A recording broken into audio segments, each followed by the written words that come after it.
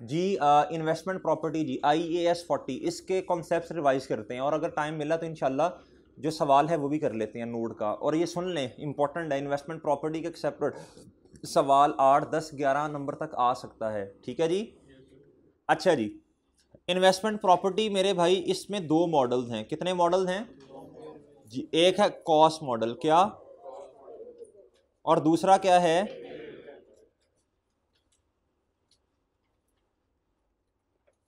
Fair value model. क्या मेरे भाई जी? कॉस्ट मॉडल क्या है यार? सेम IS 16 की तरह।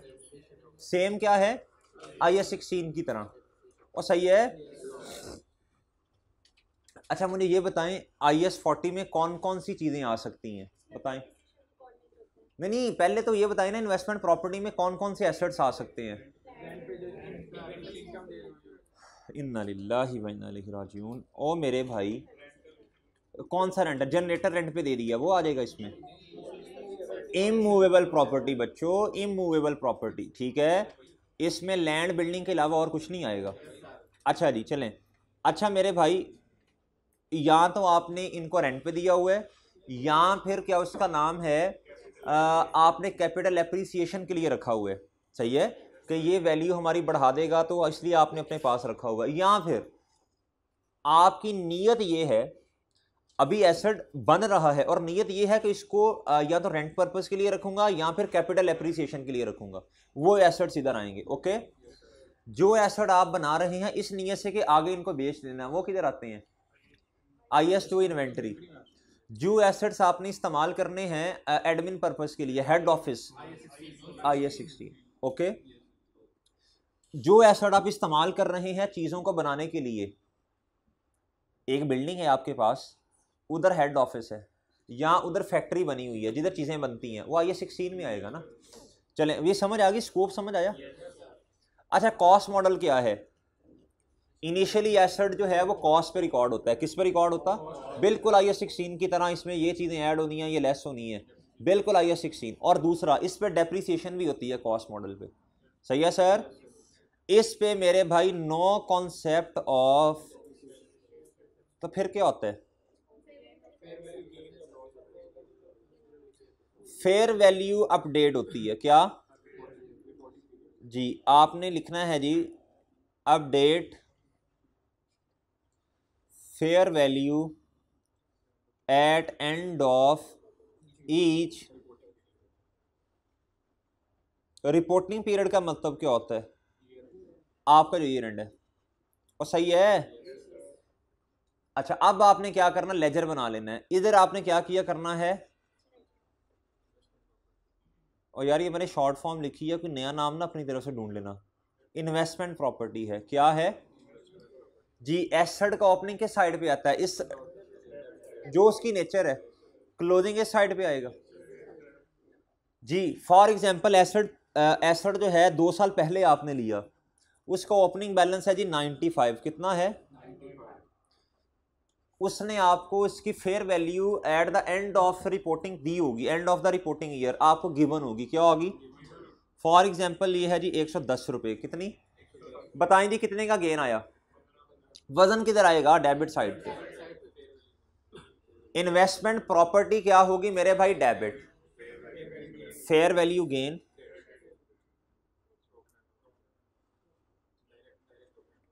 ये प्रॉफिट और लॉस में डायरेक्ट जाएगा। ओके। एंट्री बता दो इसकी। अगर फेयर वैल्यू इंक्रीज हो रही है,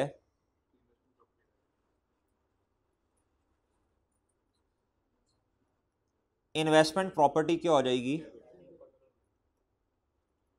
क्रेडिट क्या होगा बच्चों? ये प्रॉफिट और लॉस में जाना है, ये ध्यान रखना, ये प्रॉफिट और लॉस में जाना है। वो सही है ना? अगली बात सुनो भाई, अगली बात, अगली बात सुनो भाईजान। ये है जी 90। क्या है? क्या है? बताओ वजन किधर आएगा अब? इन्वेस्टमेंट प्रॉपर्टी 5 रुपए से कम हो गई है। माड़ा इधर देखो ना। अच्छा ये क्या है?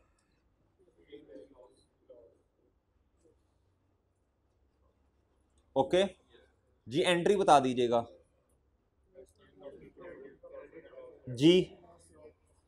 अगर फेयर वैल्यू जो है वो डिक्रीज हो रही है, डिक्रीज ही हो रही है ना, ये देखो 5 रुपए से डिक्रीज ही है ना बच्चों जी, बताएं शाबाश। और बस लेजर से चलना, ठीक है, और सही है ना, ये प्रॉफिट और लॉस में जाएगा। ओके जी, ओके, एक इसका स्कोप समझ लिया हमने, दूसरा फेयर वैल्यू मॉडल समझ लिया, कॉस्ट मॉडल तो यार कुछ भी नहीं है, ये 16 की तरह है। अच्छा जी, अगली बात, अब अगली बात बड़ी अहम है। सर जी आपके पास एक एसेट है, आप उसे सॉरी IS 16 में आपने उस एसेट को रखा हुआ था, अब आपने इसे लेके आना है IS 40 में। अब सर ये क्या हुआ, ट्रांसफर इन जी, देखे बात सुने, एक एसेट है, स्नैरियो जितने मर्जी बनाते जाएं, IS 16 में ओहो, IS 16 से एक एसेट आ रहा है किधर, इधर से जानिया, क्या आनिया, एसेट में आनियों का मतलब डेबिट होता है, इधर होगा डेबिट, इधर क्या होगा, समझे हैं बात, तो समझा।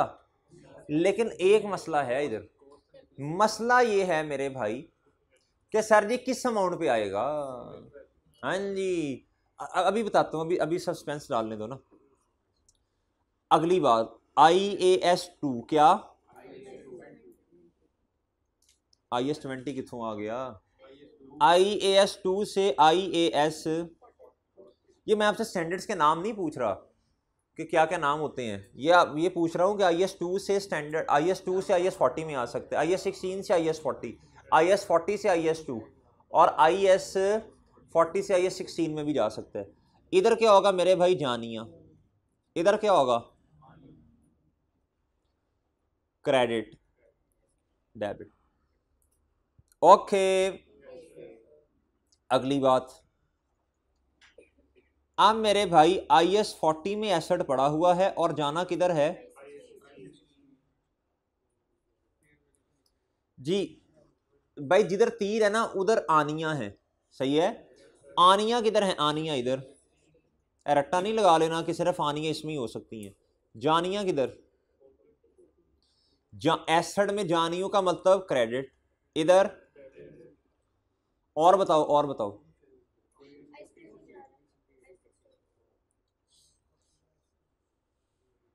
बोलो बताइए जी, आनिया जानिया क्रेडिट और इधर डेबिट।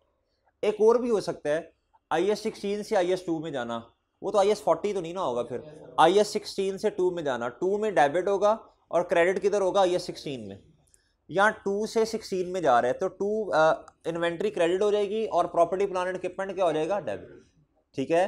अच्छा जी, ये बातें समझ आ गई आपको। अब सवाल ये पैदा होता है मेरे मासूम दोस्तों, अमाउंट क्या रखें। अब सुनना तवज्जो से बात, सर जी IS 16 है, IS 16 में 2 मॉडल्स होते हैं, 2 मॉडल होते हैं ना, कॉस्ट भी और,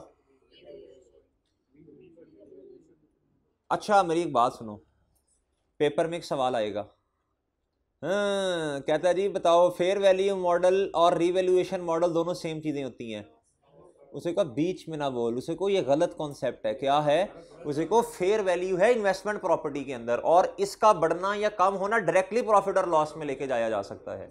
ये मॉक में सवाल दे देना मैंने 2-3 नंबर का। अगली बात सुने, कहता है जी जी इस तरह की बताएगा आपको मॉक में क्या आना है, चलें। और मेरे भाई अगली बात सुने, कहता है जी जो है रीवैल्यूएशन मॉडल, कहता उसका अगर सरप्लस आ गया वो डायरेक्टली प्रॉफिट और लॉस में नहीं जाएगा, ये बात समझे हो जी, OCI के थ्रू रूट होगा, तो ये दोनों में फर्क होता है, क्या है। अच्छा सर अगली बात सुनिएगा, अगली बात सुनना, सर जी IS 2 के अंदर तो क्या कॉस्ट मॉडल ही है ना, उसमें फेयर वैल्यू तो है नहीं, IS 2 में आपने लोअर ऑफ पे चीज़ों को रिकॉर्ड किया होगा, या NRV या फिर IS 40, बाई देन IS 40 से आपने जाना 16 में, पता नहीं अब आगे कॉस्ट मॉडल है कि कौन सा मॉडल है, फिर रिवैल्यूएशन है। IS 40 से 2 में जाना, ये तो खैर वही होगा, लेकिन IS 40 में भी तो 2 मॉडल है ना, कॉस्ट मॉडल और, सही है। अच्छा एक बात सुन लें, मसला तब आता होता है जब दोनों के मॉडल्स क्या हों, फर्क हों, क्या हों, फर्क हों, फिर मसला आता है। जब कॉस्ट मॉडल है, IS 16 में भी कॉस्ट मॉडल है, IS 40 में भी कॉस्ट मॉडल है, ये तो मसला ही नहीं है। जो बुक वैल्यू की किताबों में होगी IS 16 में, वही जाके कॉस्ट किसकी बन जाएगी, 40 की, इधर से आउट उधर से इन, सही है। IS 2 में तो है ही कॉस्ट मॉडल, आगे 40 में भी कॉस्ट मॉडल है, तो मसला ही नहीं है ना, ये तो मसला ही कोई नहीं। मसला कब है गुड्डू, जब दोनों में मॉडल्स में डिफरेंस हो, क्या हो, आओ डिस्कस करते हैं बच्चों, आओ डिस्कस करते हैं। अच्छा एक ना नोट लिख लें, एक नोट लिखें, इसमें जो सबसे ज़्यादा टेक्निकल बात है ना वो सिर्फ एक में ही है, सबसे ज़्यादा टेक्निकल बात सिर्फ एक में है, वो नोट लिख लें। लिखें, जब IS 16 से IS 40 में ट्रांसफ़र होना है,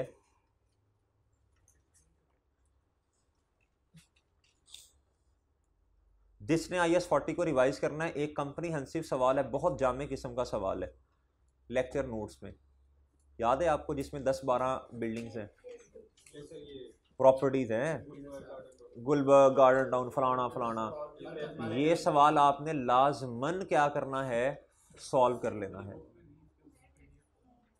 पुरानी बुक में नहीं है, नई वाली में है जी, स्कॉर्पियो लिमिटेड जी, नहीं है आपके पास, तनवीर साहब प्रोवाइड कर देना, ठीक है। माड़ा छा गया यार तुम। अच्छा मेरे भाई, यार ये बात समझ रही है नुमान, तुमने लेक्चर के बाद मेरी बात सुन के जानी है। अच्छा अब मेरी बात सुनिएगा ज़रा, अब मेरे भाई मैं आपको लिखवाने लगा हूँ, अगर IS 16 से IS 40 में जाना है आपने, सर जी अगर तो फेयर वैल्यू मॉडल है और आगे भी फेयर वैल्यू मॉडल है, फिर तो मसला नहीं होगा ना, फिर तो आप पहले IS 16 में रीवैल्यूएशन कर लेंगे और उठा के वही कॉस्ट ले जाएंगे उधर IS 40 में। मसला कब आना है, जब IS 16 में कॉस्ट मॉडल है, आगे क्या है, ये मसला है ना, ये मसला है। अब याद रखना, IS 16 में चाहे कॉस्ट मॉडल हो चाहे फेयर वैल्यू मॉडल हो, आपने पहले हमेशा रीवैल्यूएशन करनी है, क्या करनी है, फिर आगे किधर लेके जाना है, फिर आपने IS 40 फेयर वैल्यू में लेके जाना है, ये बात समझ लेना, ठीक है। ये बच्चों को टेंशन होती है कि सर देखें IS 16 में से ट्रांसफ़र होके किधर जाना है, IS 40 में, लेकिन सर IS 16 में तो कॉस्ट मॉडल है, इसमें स्टैंडर्ड कहता है IS 16 में तो कौन सा मॉडल है, कॉस्ट कहता है, लेकिन आगे आपने क्या करना है, फेयर वैल्यू अपडेट करनी है, क्या करनी है, पहले फेयर वैल्यू अपडेट करें, रीवैल्यूएशन करें, सही है, फिर किधर लेके जाएं, IS 40, बात समझे। जब IS 40 में revaluation model fair value model होगा, तो याद रखिएगा हमेशा आपको पहले फेयर वैल्यू अपडेट करनी पड़ेगी, ये बात याद रहेगी। आओ छोटी छोटी एग्जांपल्स करते हैं, फिर जाके इंशाल्लाह बात समझ आएगी। अच्छा जो बच्चे कह रहे हैं ना, जी जी मेरे भाई जी, मैं ये लिखवा रहा था IS 16 से IS 40 में जाना है, चाहे कॉस्ट मॉडल हो चाहे फेयर वैल्यू मॉडल हो, आपने हमेशा पहले रीवैल्यूएशन परफॉर्म करनी है, फिर IS 40 में लेके जाना है, ठीक है भाई, सही है। अच्छा यार ये वो सवाल है, ये जो ऑनलाइन लेक्चर ले रहे हैं बच्चे जिनके पास पुरानी किताब होगी या जो आउटसाइडर्स हैं, तो ये फिर नोट कर लेना, इसकी पिक ले लें, 2 हिस्सों में पिक ले लें, इस सवाल की पिक 2 हिस्सों में ले लो, ये सवाल कर लेंगे तो पूरा चैप्टर रिवाइज हो जाएगा आपका जी। ये पिक ले लो भाई, इसकी एक हिस्सा ये है जी, ले लें पिक ले लें।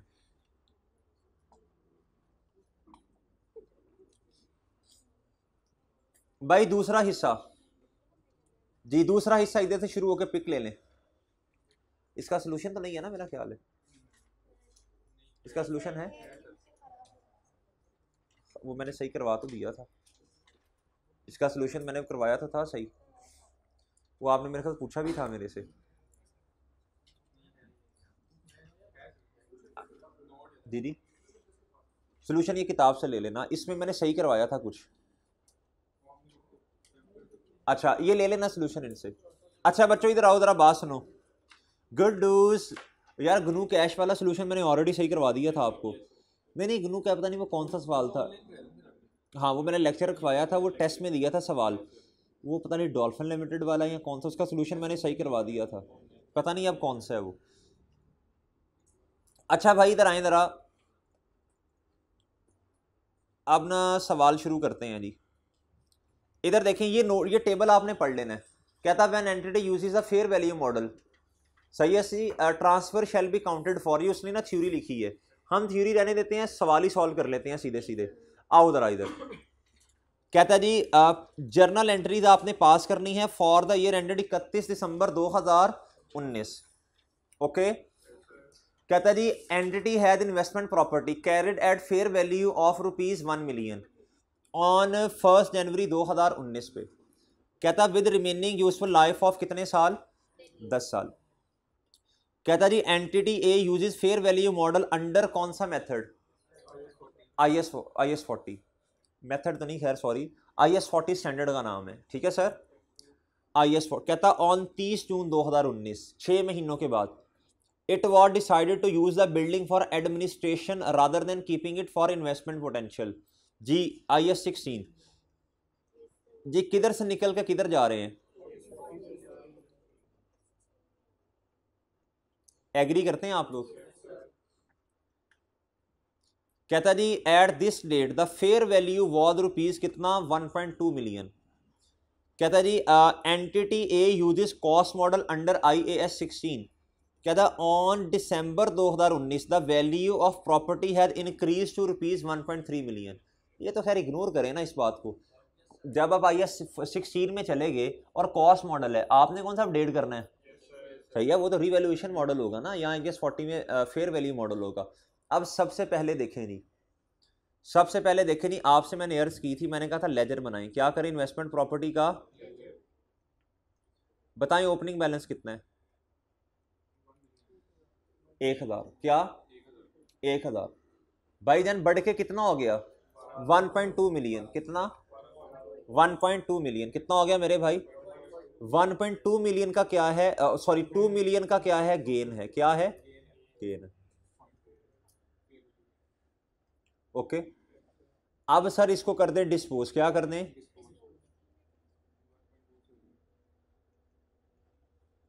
ओके, याद रखना फेयर वैल्यू मॉडल है, तो भाईजान आगे ना, आगे आगे कॉस्ट मॉडल है, इसको छोड़ें फिलहाल, अपने आप को तो अपडेट करो ना, आपका मॉडल कौन सा है, फेयर वैल्यू। तो भाई आपके पास फेयर वैल्यू ओपनिंग पे है, 6 महीने के बाद वाली फेयर वैल्यू को इंक्रीज करो 2 लाख से, सही है सर। इस 2 लाख की एंट्री बताओ क्या होगी, investment property debit fair value gain, 12 lakh पे एसेट आ गया, और इधर तक आ गया ना, ये डिस्पोजल है, क्या है, डिस्पोजल। अब आपने डिस्पोजल की एंट्री करनी है, करो, इन्वेस्टमेंट प्रॉपर्टी 12 लाख से डेबिट और क्रेडिट और PP क्या हो जाएगा, एग्री कर गए आप लोग, और कर गए। अच्छा मैं जल्दी जल्दी से नोट भी बना दूंगा आपको, इन्वेस्टमेंट प्रॉपर्टी का थोड़ी जल्दी से बनाना पड़ेगा।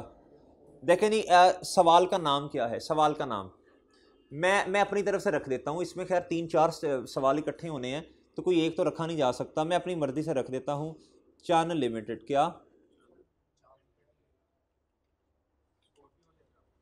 चान लिमिटेड, वो पूरा नहीं होगा ना जी, चान लिमिटेड, ठीक है सर जी। मुझे बताएं जी, सबसे पहले मुझे बताएं सर जी, सबसे पहले ओपनिंग बैलेंस आता है, क्या आता है, मैं इस टाइम किसका नोट बनाने लगा हूं, किसका नोट बनाने लगा, चान लिमिटेड नोट्स टू द,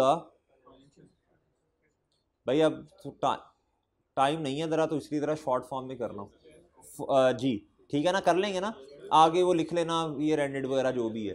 अजीब सबसे पहले क्या आएगा, बोलो शाबाश, ग्रॉस कैरिंग अमाउंट आती है, क्या आती है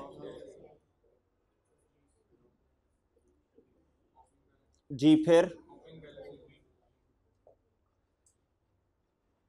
ओपनिंग बैलेंस, क्या मेरे भाई, ओपनिंग बैलेंस आएगा, क्या आएगा सर, ओपनिंग बैलेंस आ जाएगा सर।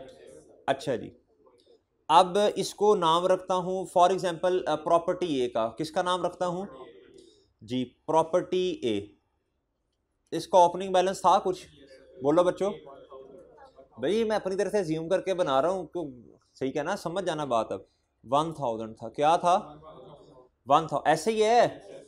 कितने का गेन आया, फेयर वैल्यू गेन या फेयर वैल्यू एडजस्टमेंट, 200 की आ गई बच्चों, सही है और सही है ना। अच्छा जी, अब मेरे भाई कितने का डिस्पोजल आया, और सॉरी डिस्पोजल नहीं, सॉरी मादरत, ये ट्रांसफर है, क्या है, देखो IS-16 में गया, किधर से निकल के, आनिया 16 में जानिया, ओके ओके बच्चों, सही है ना, बात समझ आ रही है। अच्छा जी, आगे आए जी, ये अगर मैं नोट बनाऊंगा IS-16 का, तो उसमें किधर जाके लिख दूंगा, डेबिट में लिख दूंगा ना उसे। कहता जी ऑन 31 दिसंबर 2019, कहता वैल्यू प्रॉपर्टी की कितनी इंक्रीज हो गई, 12 लाख से 13 लाख पे चली गई। मुझे बताएं यार, कॉस्ट मॉडल के अंदर तो करते ही कुछ नहीं है, फेयर वैल्यू की अपडेशन को लेते ही नहीं है, तो इसको क्या करें, इग्नोर कर दें, बस एंट्रीज पढ़ लें आके। कहता है प्रॉपर्टी डेबिट, और ये क्या हो जाएगा, IS-16 डेबिट और इन्वेस्टमेंट प्रॉपर्टी। कहता है 12 लाख डिवाइडेड बाय, जी बताएं जी क्या किया उसने, उसने डिवाइड किया 9.5 से, मल्टीप्लाई कर दिया उसने किसके साथ, इधर देखें ना, ये क्या था, ये 10 साल था ना, ठीक है, तो उसने कहा 6 महीने गुजर गया था, अब रिमेनिंग लाइफ कितनी होगी 9.5। ये रिवर्स, ये सीधे वाला तरीका है, वो रिवर्स जा रहे थे हम, जो अभी थोड़ी देर पहले बताया था पिछले लेक्चर में। आगे ये नोट पढ़ लें, कहता कॉस्ट मॉडल के अंदर तो ये टिटो पार्टीज नहीं हम करते होते, रिवैल्यूएशन वैल्यू को अपडेट करने वाली। ओके भाई, नेक्स्ट सवाल पे आए।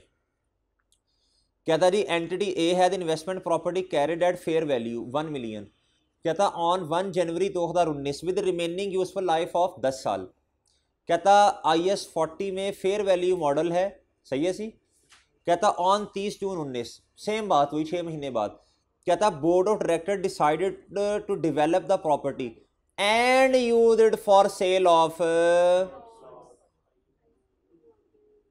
किधर आनिया किधर जानिया,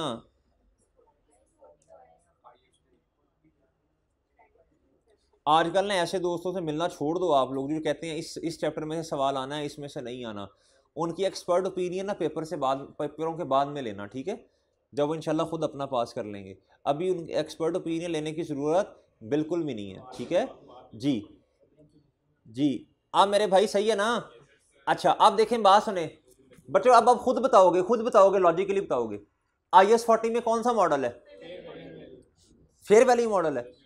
मेरे भाई पहले फेयर वैल्यू को क्या करोगे, अपडेट करोगे, अपने आप को अपडेट करो, क्या करो, फिर आगे ट्रांसफर करो। अच्छा जी, कहता जी एट दिस डेट, जिस दिन चेंज हो रहा है, कहता जी 1.2 मिलियन इसकी क्या है फेयर वैल्यू। कहता जी on 31 December the value of property has increased to rupees कितना। यार मेरी बात सुने, इन्वेंटरी के अंदर कोई फेयर वैल्यू मॉडल का कॉन्सेप्ट है, वो तो कॉस्ट से ऊपर तो जा ही नहीं सकते, हाँ कॉस्ट से नीचे जा सकते हैं अगर NRV कम है तो। ओके भाई जी, बताएं जी, ये एंट्री हो जाएगी 2 लाख से, और ये एंट्री हो जाएगी। आप मेरे भाई उसके बाद अब आप 1.2 मिलियन पे ले आए, यार नोट बनाने का नहीं टाइम, वो ये सवाल भी पूरे नहीं होने, 1.2 मिलियन से पूरी हो जाएगी। आप मेरे भाई इन्वेंट्री डेबिट होगी, और इन्वेस्टमेंट प्रॉपर्टी क्या होगी, सर जी ये जो 1 लाख रुपए का इंक्रीज है आपने इनकॉर्पोरेट ही नहीं किया। मेरे भाई नहीं कर सकता, ये इन्वेंट्री है, क्या है, इन्वेंट्री में फेयर वैल्यू गेन शेन नहीं होता। एक बात, चलो एक और बात का जवाब दे दो, अगर कह दे कि हमारी जो इन्वेंट्री है, जो प्लॉट है, इसकी वैल्यू अब कम हो रही है, कल को इतने का नहीं बिकेगा, बताओ आप क्या करेंगे, NRV। अगर इधर 11 लाख लिखा होता, कहता जी इंडिकेशन देता, कहता जी कि क्या उसका नाम है, हमें लग रहा है कि हमारे प्लॉट की जो है वैल्यू कम हो गई है, सही है, कोई भी मसला हो गया ना उस वजह से, और कहता जी अब है जी 1.1 मिलियन, तो बताओ जी क्या करना पड़ेगा, NRV लेंगे, तो 1 लाख का लॉस रिकॉर्ड कर दो। नहीं बेटा देखो, वो तो आपने अपडेट कब की है, 30 जून पे, तो ये कम नहीं हो सकती ईयर एंड के ऊपर आके। At the time of transfer की तो बात ही नहीं है, वो तो 2 लाख हो गई ना इधर, वो तो इंक्रीज कर दिया आपने। एक वक्त में एक ही जवाब किस है?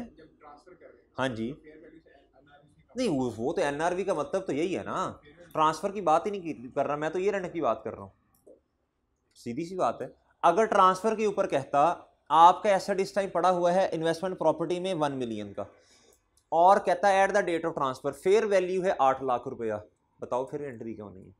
इन्वेस्टमेंट प्रॉपर्टी क्रेडिट और फेयर वैल्यू गेन लॉस क्या हो जाना था 2 लाख से डेबिट। ठीक है सर, बात समझे हो? तो बात याद रख लें, अगर कॉस्ट मॉडल है IAS 16 में या इन्वेंट्री IAS 2 है, कभी भी फेयर वैल्यू अपडेट नहीं होगी, ये बात याद रख लें। डन, ईयर एंड के ऊपर। नेक्स्ट कहता entity C has property being use as a warehouse carried at ₹1 million. जी जल्दी बताएं, शाबाश, वेयर हाउस IAS 16 ही होगा ना। कहता विद रिमेनिंग यूजफुल लाइफ 10 साल। कहता एंटिटी सी यूजेज कॉस्ट मॉडल। अब ये वो बात है जो अभी आपको नोट लिखवाया है। क्या नोट लिखवाया है? अगर IAS 40 में ट्रांसफर होना है IAS 16 से, तो बाई देन और कॉस्ट मॉडल है, तो परेशान नहीं होना, रीवैल्यूएशन फिर भी कर दें आप, अपने वाले को अपडेट कर लें पहले। कहता जी ऑन 30 जून 2019, कहता जी प्रॉपर्टी वॉज वेकेटेड। प्रॉपर्टी क्या होगी? कहता management decided to keep it for investment potential. जी बताएं जी किधर से किधर?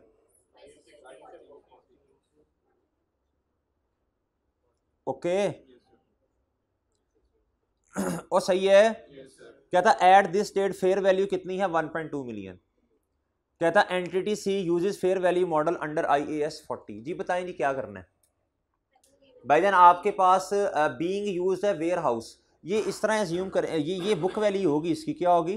Book value. ये बुक वैल्यू है, इधर थोड़ा सा हिडन किया हुआ, इसने बताया नहीं खुल के, ये बुक वैल्यू है। जी बताएं जी पहले क्या करना पड़ेगा? करो रीवैल्यूएशन, बुक वैल्यू के साथ रीवैल्यूड अमाउंट को कंपैरिजन करो। जी बताएं जल्दी, शाबाश। भाईजान ये देखें ना, पहले अभी आपको समझा के आया पिछले लेक्चर में, जिस दिन आपने रीवैल्यूएशन करनी है पहले उस दिन तक बुक वैल्यू को पहुंचाओ।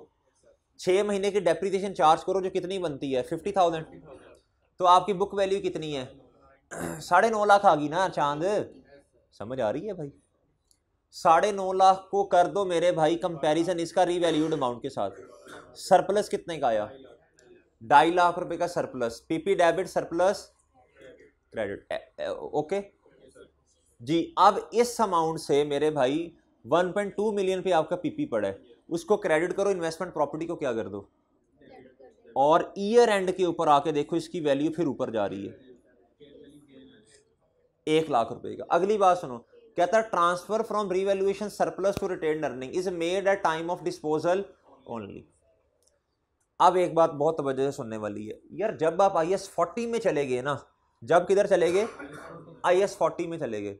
अब मेरे मासूम दोस्तों, ये आपका जो सरप्लस है, अब तो आपने डेप्रिसिएशन तो नहीं करनी, आगे आपका IAS 40 में फेयर वैल्यू मॉडल है, तो जब आपने डेप्रिसिएशन नहीं करनी तो ये तो सरप्लस IAS 16 के मुताबिक पड़ा रहेगा, पड़ा रहेगा, पड़ा रहेगा, पड़ा रहेगा। तो इसको कब खत्म करना है किताबों में से?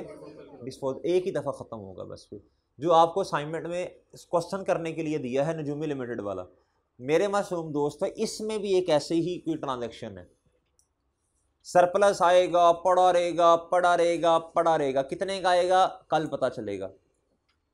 ओके ये समझ आ गई ना? अगला सवाल कहता entity D has commercial shop held for resale in its ordinary course of property. बताओ भाई ये क्या है? कहता उनका नॉर्मल काम क्या है? इसको बेचना। IAS 2 carried at ₹1 million on 1 January 2019, साल के शुरू में इतने की है। कहता जी ऑन 30 जून 2019, 6 महीने के बाद, it was given on rent to a local business rather than keeping it for resale. बच्चों बहुत ध्यान से सवाल पढ़ना है, ऐसे भी कर सकते हैं क्या उसका नाम है, किसी इक्विपमेंट को रेंट पे दे दे, उसे नहीं IAS 40 में ले जाना फिर आपने, हाँ वो तो पीपी है। कहता जी at this date the fair value was 1.2 million. कहता जी ऑन 31 दिसंबर 2019, ये तो खैर बात की बातें कर रहा है, पहले बताओ किधर से किधर जाना है? ओके IS-40 में मॉडल कौन सा है बताओ ज़रा। फेयर वैल्यू है ना, उसने फेयर वैल्यू दी हुई है तो जारी सी बात है फेयर वैल्यू मॉडल है। लेकिन एक बात बहुत तवज्जो से अब सुनने वाली है मेरे भाई, इन्वेंट्री कितने की है जी, कितने की है 1 मिलियन की। कितने की इन्वेंट्री ने? तो अब देखे ना, जिस तरह कॉस्ट मॉडल के अंदर एक IS-16 के अंदर इजाजत दी है स्टैंडर्ड ने कि आप रीवैल्यूएशन कर सकते हैं, क्या कर सकते हैं, इजाजत है। इधर तो सर ऐसा नहीं है, इधर तो इजाजत है ही नहीं। आपने जब ट्रांसफर करना चाहे फेयर वैल्यू मॉडल है, इन्वेंट्री ने कितने से कम होना बताओ, हमेशा कॉस्ट से, जो लोअर होगी, मैं वो खैर कॉस्ट ही है, तो 1 मिलियन से। लेकिन मेरे भाई बात याद रखना, इन्वेस्टमेंट प्रॉपर्टी की कॉस्ट क्या बनेगी, वो तो कॉस्ट मॉडल नहीं है। उधर अगर कॉस्ट मॉडल होता 1 मिलियन ही आ जाता। फेयर वैल्यू मॉडल है, उसने कितने से बढ़ना है 1.2 मिलियन से। ये 2 लाख रुपया क्या है, ये गेन है, ये क्या है 2 मिलियन का गेन है, सही है। उसके बाद ये 30 जून है, उसके बाद फिर कहता जी ईयर एंड के ऊपर फिर ये 1 लाख से बढ़ गया, वो तो खैर आसान है। इन्वेस्टमेंट प्रॉपर्टी डेबिट और गेन, ये देखो इधर बच्चों, ये सवाल था मेरा ख्याल है ग्नू कैश में, किस में था ये पता नहीं डॉल्फिन में था, ये जो रिसेंट अटेम्प्ट में सवाल आया हुआ है, सही है। उसमें भी एक इस तरह का सवाल था, वो 63 वाला 70 वाला, याद है कि मैंने टेस्ट में भी दिया था इस तरह का सवाल एक, और एक रिसेंट अटेम्प्ट में भी सवाल आया हुआ है। मैं अभी खोल कर दिखा देता हूँ आपको। भाई इन्वेस्टमेंट प्रॉपर्टी ने कितने से डेबिट होना है, और मेरे भाई इन्वेंट्री ने कितने से, इन्वेंट्री को आप 1.2 नहीं कर सकते, इस स्टैंडर्ड ने ऑप्शन ही नहीं दी हुई, तो भाई हायर में नहीं जा सकता। शाबाश। प्रॉफिट और लॉस ये गेन है, क्या है। फिर उसके बाद जब ईयर एंड पे 1 लाख से फिर बढ़ गया, और ये भी 1 लाख से क्या हो गया जी, बिल्कुल नहीं, देखे भाई का सवाल है सर IS-16 में भी कॉस्ट मॉडल है, 40 में भी कॉस्ट है, तो फिर तो सीधा सीधा कॉस्ट ही है ना, उसकी जो बुक वैल्यू है वो उधर चली जाएगी बस। अच्छा मेरी बात सुन ले तवज्जो से, 1 मिनट देना यार, ये एक सवाल है ना इधर, एक सवाल है ना मेरे मासूम दोस्तों। ये टेस्ट नंबर कौन सा था यार जिसमें ये सवाल दिया था। चले मैं इस तरह करता हूँ, मैं रिसेंट अटेम्प्ट खोल लेता हूँ, रिसेंट अटेम्प्ट खोलता हूँ, रिसेंट अटेम्प्ट का ही सवाल है ये। हाँ, ये पढ़े, ट्रीटमेंट बताएं जी इसका। कहता on 1 January 2022 TL completed construction of a warehouse at a cost of ₹55 million for subsequent sale to the, बताओ जी कौन सा मॉडल है और कौन सा स्टैंडर्ड है, बताओ ना। IS-2 है ना। कहता however warehouse was given on rent, annual rent of 8 million on 1 April. By then किधर से किधर ट्रांसफर है,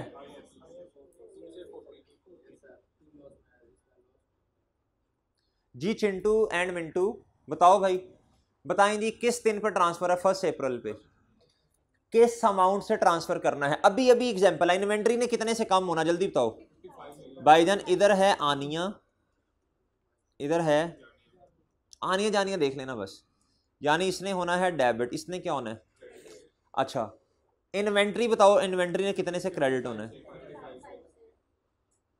वेल डन, बहुत अहम सवाल जी मेरे मासूम दोस्तों।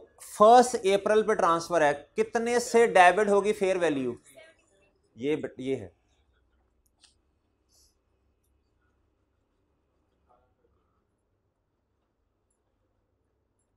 ओके। बाकी क्या,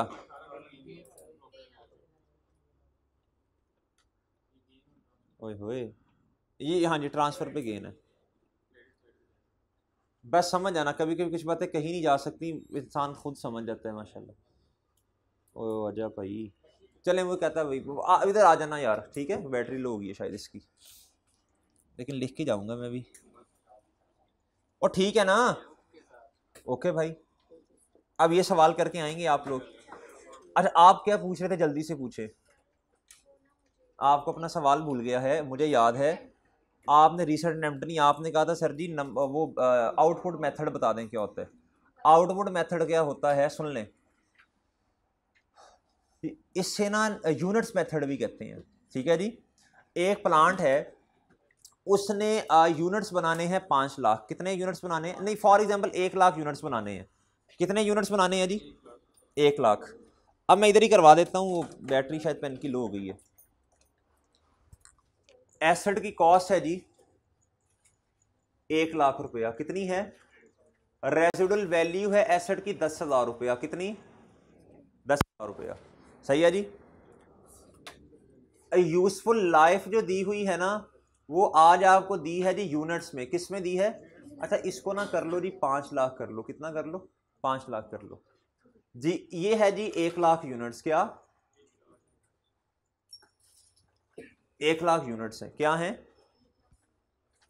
पहले साल में यूनिट्स बने, ईयर 1 में यूनिट्स बने 20,000, ईयर 2 में यूनिट्स बने 30,000, ईयर 3 में यूनिट्स बने 15,000, ईयर 4 में यूनिट्स बने 25,000, ईयर 5 में यूनिट्स बने 10,000।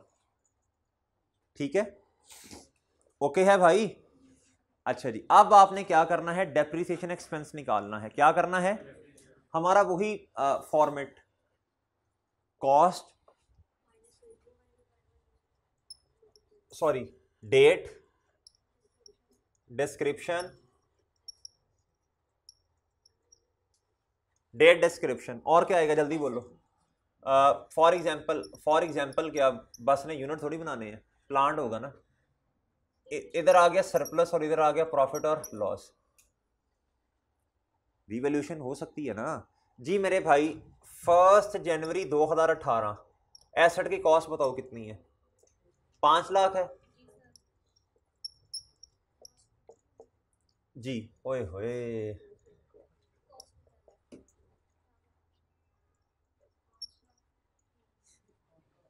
हेलो जी, ठीक है सर, मेरी ना आगे क्लास है, लेट हो गया 15 मिनट।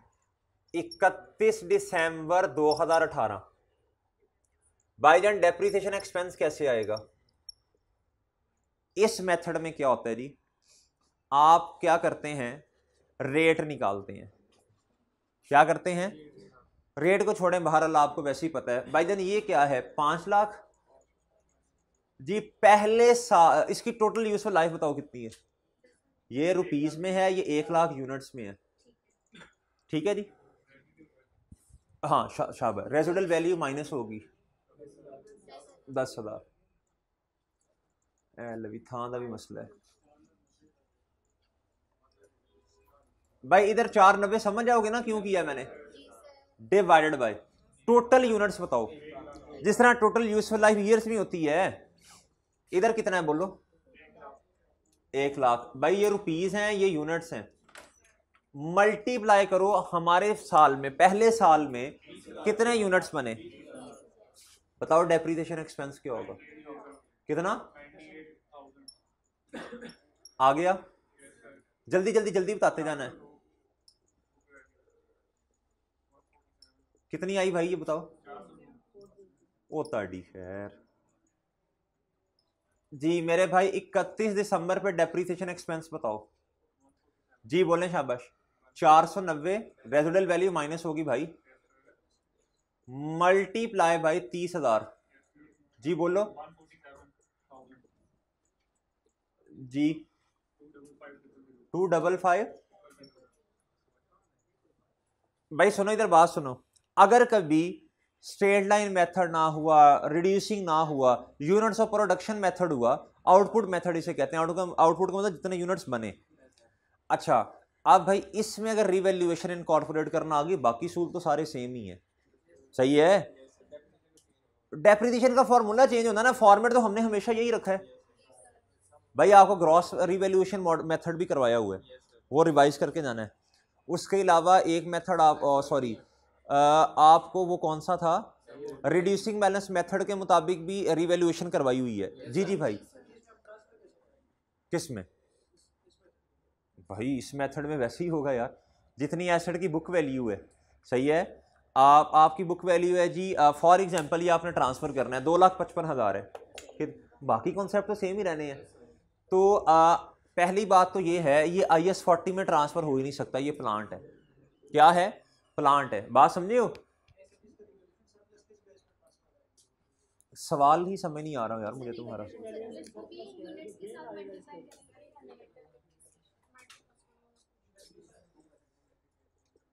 जी ये आपके पास बुक वैल्यू आ गई।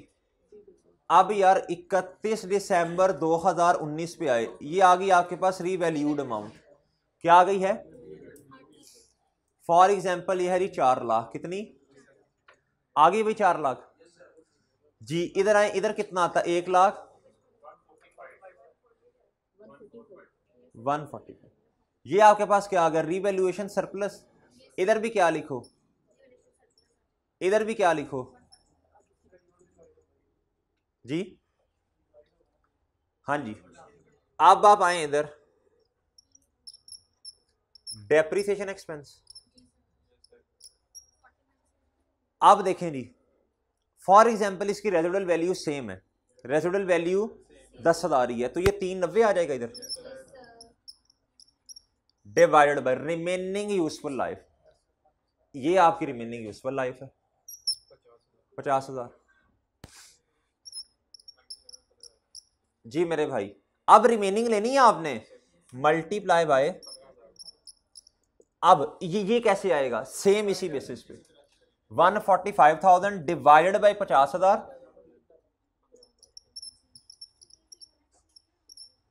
जी यूनिट्स ही हैं और क्या हैं।